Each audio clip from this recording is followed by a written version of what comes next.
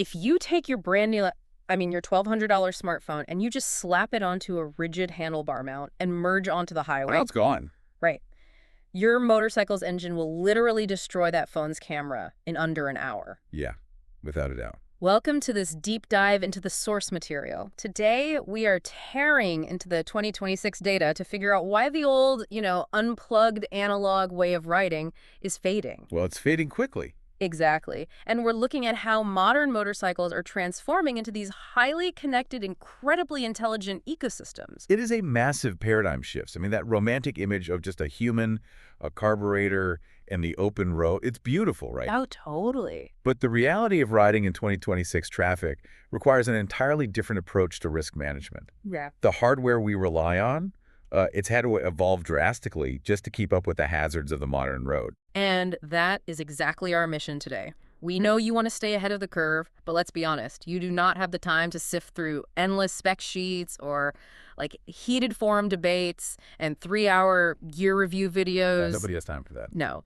So we've taken a massive stack of sources from deep dive gear blogs like Rockform and Moto Pockets to real world tests on YouTube channels like Bikely, all the way down to the gritty details on rider forums. And we've distilled all of that into the definitive top 5 essential accessories that every rider needs this year. Yeah, and what becomes immediately clear when you look at the 2026 market data is a complete shift in rider priorities. Right. The days of dropping thousands of dollars just on flashy chrome accents or deafening exhaust pipes, those are largely behind us. Thank goodness. Yeah. The overriding trend now is heavily skewed toward practical, comfortable, and above all, intelligent safety tech. Riders are treating their machines as integrated smart platforms rather than just mechanical engines. Okay, let's unpack this because our first essential upgrade actually happens before you even twist the throttle or drop it into first gear. Right, is that information? Exactly. Managing information on a ride is critical. You need to know where you're going, you need to navigate detours, and you need to stay connected. So, we are talking about transforming the motorcycle's cockpit by bringing a dedicated smart screen directly to the handlebars. Specifically, we are looking at the huge surge in dedicated CarPlay and Android Auto screens engineered exclusively for motorcycles. Not just a rigged up iPad. No. The sources highlight several flagship units from brands like Velam, LBW, Maidhawk, and Onevon. And these aren't just repurposed car tablets, they're fundamentally changing how a rider processes navigation and communication at highway speeds. Wow. Yeah, they feature ultra-bright touchscreens that cut straight through direct sunlight glare, they are totally waterproof, and they centralize everything wirelessly. But wait, I have to jump in here. Isn't adding a mini tablet to the handlebars just introducing a massive new distraction? Because we are constantly talking about keeping our eyes up, scanning for threats, looking through the curve, it feels contradictory to say, hey, to be safer, mount a glowing screen right in front of your chest. Yeah, I mean, that is the exact pushback you see on the traditionalist forums. Yeah.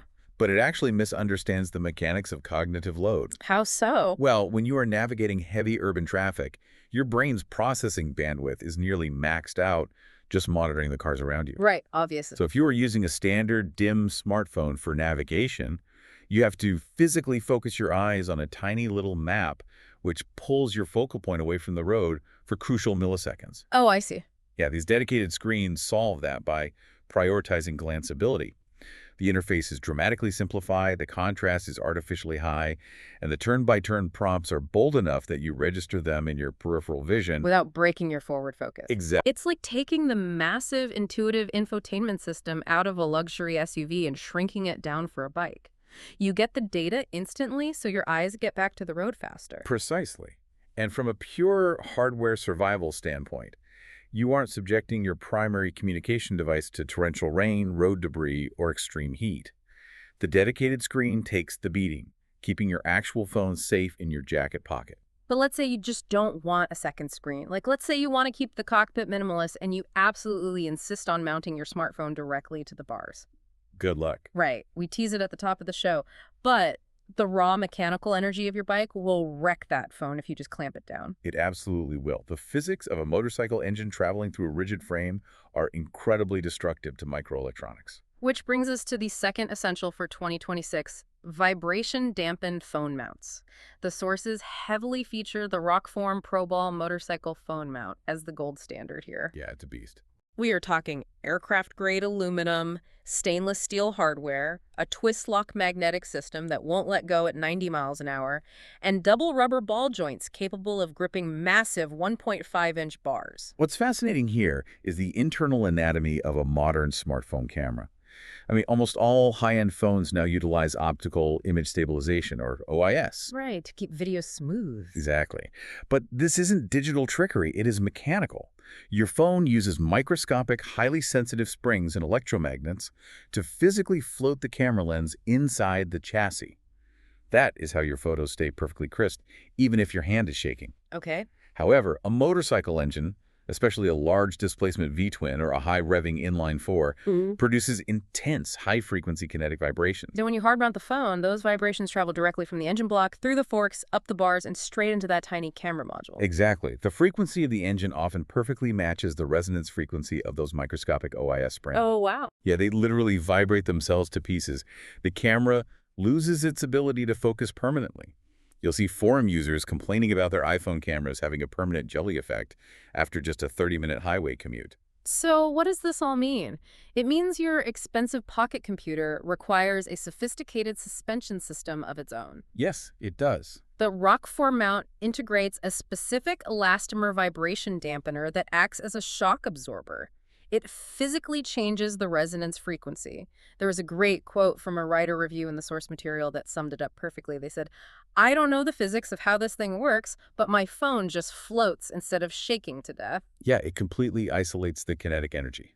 So whether you opt for the dedicated CarPlay screen to reduce cognitive load, or you use a dampened mount like the Rockform, you are successfully managing the technology mounted to the bike itself. Right, but protecting the tech on the bike is entirely secondary to protecting the rider. Absolutely. So let's shift the focus. The biggest threat out there isn't mechanical failure or a ruined phone. It is the distracted driver in the 3-ton SUV right behind you. Yeah, that's the real nightmare. For our third essential accessory, we are moving the tech off the motorcycle and mounting it directly onto the rider to prevent that rear-end collision. We are talking about visual, helmet-mounted brake lights. If we connect this to the bigger picture, the geometry of a standard motorcycle makes it incredibly vulnerable to rear-end impacts. Think about where your factory tail light sits. Pretty low. It's usually tucked right above the rear tire, incredibly low to the ground, and visually, it's a fraction of the size of a car's brake light. Yeah, they're tiny. So if the driver behind you is glancing down at a text, or even just looking straight ahead from the elevated seating position of a modern truck, your low tail light is often completely outside their field of vision. Enter the brake-free helmet light. You stick this to the back of your helmet, which instantly elevates your braking signal to the driver's exact eye level. It's brilliant. It really is. It is completely wireless, waterproof, and honestly, my favorite part of this entire device, it requires absolutely no app. Thank goodness. Right. No Bluetooth pairing, no firmware updates over Wi-Fi. You hit the power button and it just works. And checking the 2026 specs, they actually made that power button twice as tall, meaning you can easily activate it while wearing heavy armored gauntlet gloves. That tactile upgrade is a nice quality of life improvement, sure, but the core technology here is what actually saves lives. The brake-free light operates autonomously using built-in gyroscopes and accelerometers. Okay, break that down for me. Well, because we rely so heavily on engine braking in traffic, just rolling off the throttle and dropping a gear, our factory taillights are essentially useless for half of our decelerations. Because you aren't squeezing the brake lever. Exactly. You are scrubbing speed rapidly, but because you haven't touched the brake, the person behind you has zero visual warning that the gap is closing. Which is terrifying when you really think about it. You're braking, but the bike isn't telling anyone you're braking. Exactly. But this helmet light measures the momentum shift directly.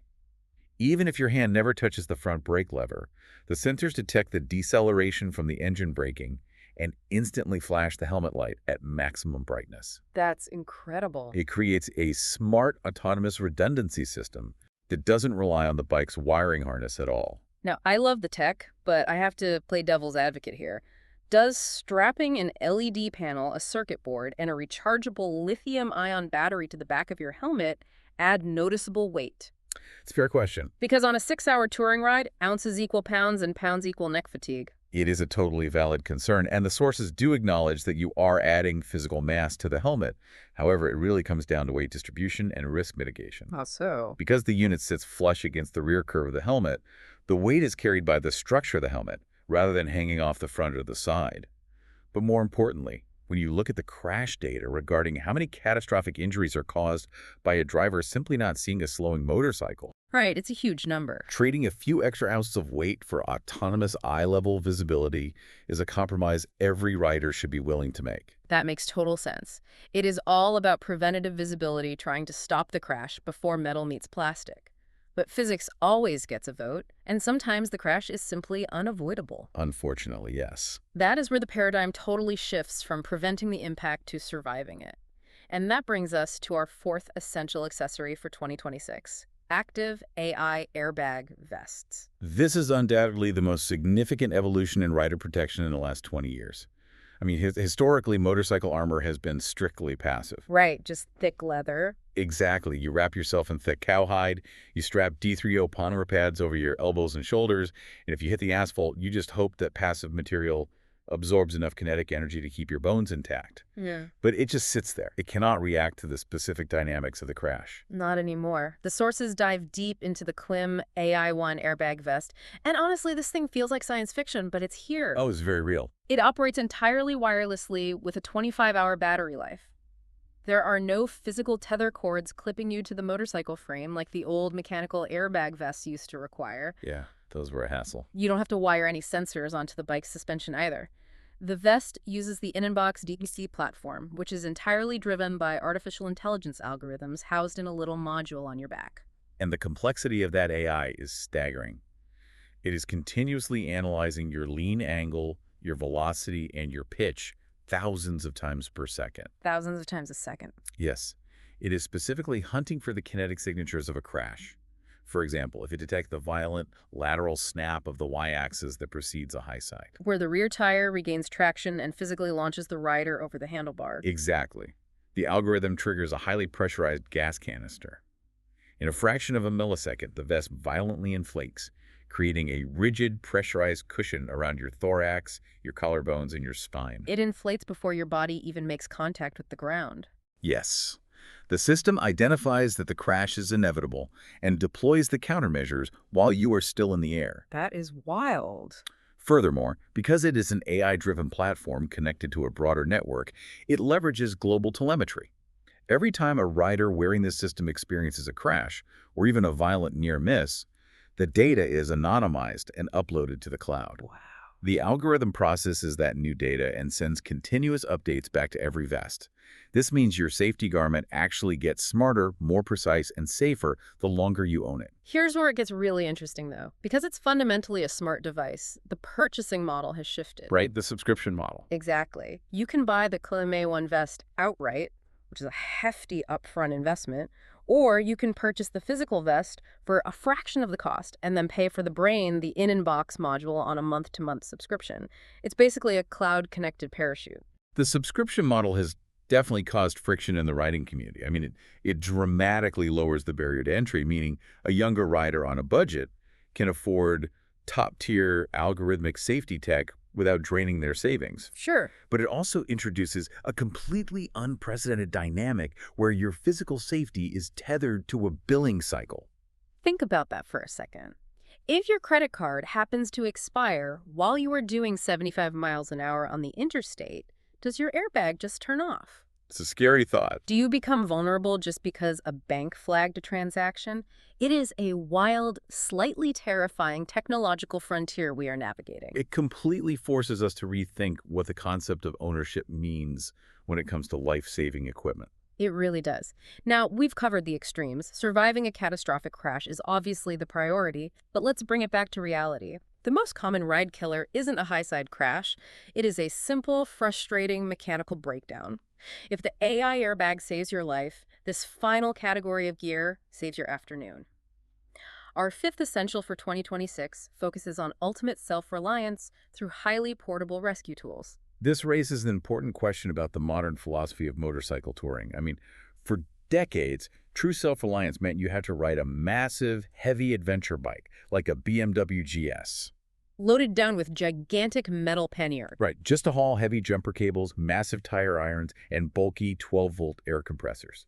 It inherently limited who could be self-sufficient based on the size of their motorcycle. But the sources reveal a massive trend in miniaturization. Let's look at power first. The sources highlight the new generation of micro jump starters. These are game changers. Thanks to the incredible energy density of modern lithium-ion technology, a device roughly the size of a standard smartphone can now output enough cold cranking amps to jumpstart a dead 1000cc motorcycle battery multiple times. It's crazy. And crucially, they double as high-capacity USB power banks. And the miniaturization extends to tire repair, which is the most common breakdown scenario. The sources heavily reference the Moto Pocket's tubeless tire repair kit.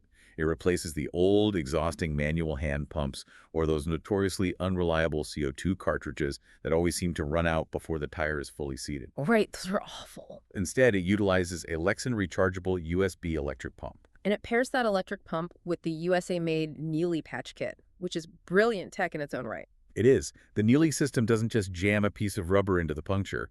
It uses a specialized insertion tool to physically weave a dual-string plug inside the tire casing. Creating a permanent knot. Yes, a knot that vulcanizes with the tire rubber under heat and friction.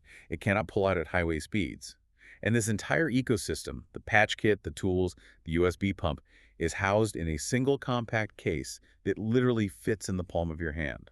There was a story on the Bikely YouTube channel that perfectly illustrates why this matters. A reviewer caught a massive nail on a remote fire road easily 50 miles from the nearest cell service. Oh, that's the worst feeling. In the past, that is a panic-inducing scenario. Sure. But he pulled out this exact Moto Pockets kit, plugged the puncture, let the USB pump do the work, and was back to riding in under 10 minutes. Wow. You don't need a massive touring bike to carry this. You can stash it in a tiny tail bag on a sport bike or under the seat of a cruiser. The barrier to self-reliance has effectively vanished. You are no longer at the mercy of hoping a tow truck can find you on a rural back road. And honestly, sitting back and looking at all of this, the most striking thing is the brilliant interconnectivity of the gear. It isn't just a list of random parts, it's a closed-loop tech ecosystem. Oh, explain what you mean by that. Think about it. That micro jump starter doesn't just save you if you accidentally leave your ignition on. Because it's a USB power bank, it can power your handlebar CarPlay screen if your bike's alternator fails. Oh. It can recharge your brake-free helmet light while you are sitting at a diner eating lunch. It charges the module for your AI airbag vest, and it powers the electric tire pump if you get a flat.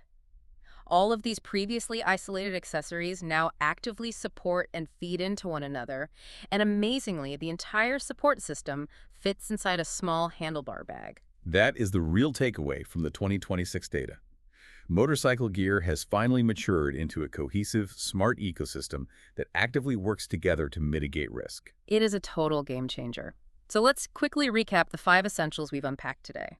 First, you have the handlebar CarPlay cockpits, prioritizing glanceability and centralizing your navigation to drastically reduce your cognitive load in traffic. Right. And second, vibration-dampened phone mounts, utilizing specific elastomers to protect your smartphone's delicate optical stabilizers from the engine's resonance frequency. Third, the visual helmet-mounted brake lights, using autonomous gyroscopes to provide eye-level warning to distracted drivers even when you are just engine braking. Fourth, the active AI airbag vests that read the kinetic signature of a crash and deploy life-saving armor before you hit the ground. And finally, miniaturized portable rescue tools that empower every single rider with complete palm-sized self-reliance. 2026 is truly the year the gear got smart. It really is.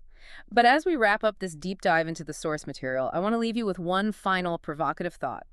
We started this whole conversation talking about that classic romantic analog image of riding a motorcycle. The pure unplugged freedom of just the machine and the elements. Right.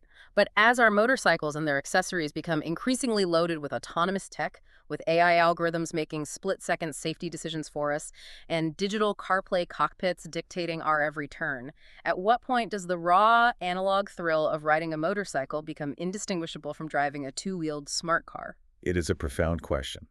Are we insulating ourselves so heavily from the physical risks of the road that we are inadvertently insulating ourselves from the visceral experience of the ride itself? Exactly. With all of this incredible automation keeping us connected, safe, and upright, will the next big cultural trend in motorcycling be a massive rebellion?